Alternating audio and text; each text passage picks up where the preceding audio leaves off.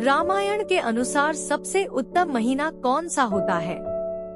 राम के लिए इस माह का कौन सा दिन शुभ रहा? दूसरे दिन राजा दशरथ के दरबार में सभी देशों के राजा लोग उपस्थित थे। सभी को संबोधित करते हुए दशरथ ने कहा, हे नृपगण, मैं अपनी और अयोध्या वासियों की ओर से आप सभी का हार्दिक स्वागत करता हूँ।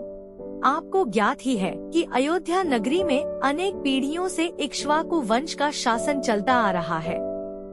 इस परंपरा को निर्वाह करते हुए मैं अब अयोध्या का शासन भार अपने सभी प्रकार से योग्य, वीर, पराक्रमी, मेधावी, धर्मपरायण और नीति निपुण ज्येष्ठ पुत्र राम को सौंपना चाहता हूँ। अपने शासन काल में मैंने अपनी प्रजा को हर प्रकार से सुखी और संपन्न बनाने का प्रयास किया है। अब मैं वृद्ध हो गया हूँ और इसी कारण से मैं प्रजा के कल्याण के लिए अधिक सक्रिय रूप से कार्य करने में स्वयं को असमर्थ पा रहा हूँ। मुझे विश्वास है कि राम अपने कौशल और बुद्धिमत्ता से प्रजा को मुझसे भी अधिक सुखी रख सकेगा। अपने इस विचार को कार्यान्वित करने के लिए मैंने राज्य के ब्राह्मणों, विद्वानों एवं नीतिज्ञों से अनुमति ले ली है। वे सभी मेरे इस विचार से सहमत हैं और उन्हें विश्वास है कि राम शत्रुओं के आक्रमणों से भी देश की रक्षा करने में सक्षम है। राम में राजत्व के सभी गुण विद्यमान है। उनकी दृष्टि में राम अयोध्या का ही नहीं वरन तीनों लोकों का राजा होने की भी योग्यता रखता है। इस राज्य के लिए आप लोगों की सम्मति भी अत्यंत महत्वपूर्ण है। अतः आप लोग इस विषय में अपनी सम्मति प्रदान करें। महाराज दशरथ के इस प्रकार कहने पर वहां पर उपस्थित सभी राजाओं ने प्रसन्नतापूर्वक राम के राजतिलक के लिए अपनी सम्मति दे दी।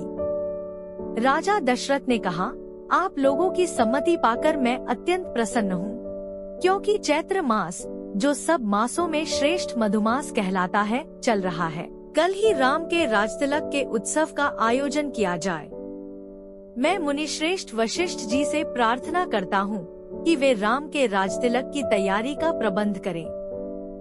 राजा दशरथ की प्रार्थना को स्वीकार करके राजगुरु वशिष्ठ जी ने संबंधित अधिकारियों को आज्ञा दी कि वे यथाशीघ्र स्वर्ण, रजत, उज्ज्वल माणिक्य, सुगंधित औषधियों, श्वेत सुगंधयुक्त मालाओं, लाजा, घृत, मधु, उत्तम वस्त्रादि एकत्रित करने का प्रबंध करें। चतुरंगिणी सेना को सुसज्जित रहने का आदेश दे। स्वर्ण हौदों से सजे हुए हाथियों, श्वेत चवरों, सूर्य का प्रतीक अंकित ध्वजाओं और परंपरा से चले आने वाले श्वेत निर्मल छत्र, स्वर्ण निर्मित 100 घोड़े, स्वर्ण मंडित सींगों वाले सांड, सिंह की अक्षुण्ण त्वचा आदि का शीघ्र प्रबंध करें। सुसज्जित वेदी का निर्माण करें। इस प्रकार अन्य और जितने भी आवश्यक निर्देश थे उन्होंने संबंधित अधिकारियों को दे दिए। इसके पश्चात राजा दशरथ ने प्रधानमंत्री सुमंत से राम को शीघ्र लिवा लाने के लिए कहा। महाराज की आज्ञा के अनुसार सुमंत रामचंद्र जी को रथ में अपने साथ बिठाकर लिवा लाए। अत्यंत श्रद्धा के साथ राम ने पिता को प्रणाम किया और उपस्थित जनों का यथोचित अभिवादन किया।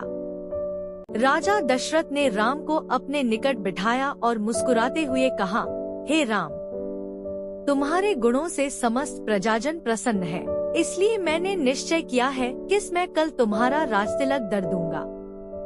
इस विषय में मैंने ब्राह्मणों, मंत्रियों, विद्वानों एवं समस्त राजा महाराजाओं की भी सम्मति प्राप्त कर लिया है।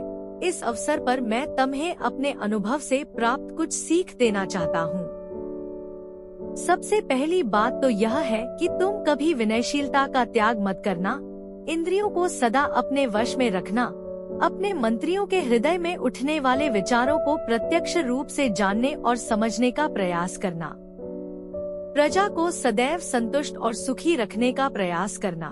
यदि मेरी कही इन बातों का तुम अनुसरण करोगे तो तुम सब प्रकार की विपत्तियों से सुरक्षित रहोगे और लोकप्रियता अर्जित करते हुए निष्कंटक राजकाज चला सकोगे। यह सिद्धांत की बात है कि जो राजा अपनी प्रजा को प्रसन्न और सुखी रखने के लिए सदैव प्रयत्नशील रहता है, उसका संसार में कोई शत्रु नहीं होता। यदि कोई व्यक्ति स्वार्थवश उसका अनिष्ट करना भी चाहे तो भी वह अपने उद्देश्य में सफलता नहीं प्राप्त कर सकता, क्योंकि ऐसे राजा को अपनी प्रजा एवं मित्रों का हार्दिक समर्थन प्राप्त होता है। पिता से यह उपयोगी शिक्षा प्राप्त करके राम ने स्वयं को धन्य माना और उन्होंने अपने पिता को आश्वासन दिया कि वे अक्षरशः इन बातों का पालन करेंगे। दास दासियों ने राजा के मुख से राम का राजतिलक करने की बात सुनी तो वे प्रसन्नता से उछलते हुए महारानी कौशल्या के पास जाकर उन्हें यह शुभ संवाद सुनाया, जिसे सुनकर उनका रोम रोम पुलकित हो गया। इस शुभ समाचार के सुनाने वालों को उन्होंने बहुत सा स्वर्ण वस्त्राभूषण देकर माला माल कर दिया। उम्मीद करते हैं आपको यह वीडियो अच्छी लगी होगी। धन्यवाद आपका। वीडियो पसंद आई हो तो लाइक और शेयर कर दीजिएगा।